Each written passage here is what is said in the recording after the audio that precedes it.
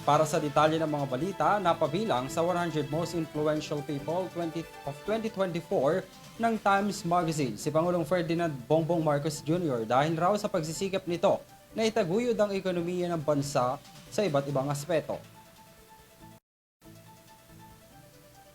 Kasama si Pangulong Ferdinand Marcos Jr. sa 100 Influential People of 2024 ng Times Magazine.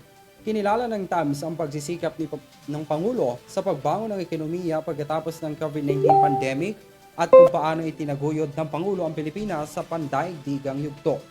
Binanggit din ang pagsisikap ng Pangulo sa kanyang paninindigan sa West Philippine Sea sa gitna ng tumataas na tensyon sa rehiyon.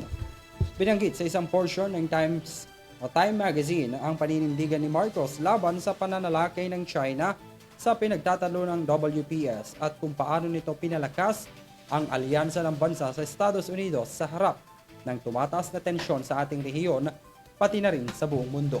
Ang iba pang presidente ng Pilipinas na napabilang sa Times noong mga nakaraang taon ay sina dating Pangulong Rodrigo Duterte noong 2017 at Benigno Noynoy Aquino noong 2013.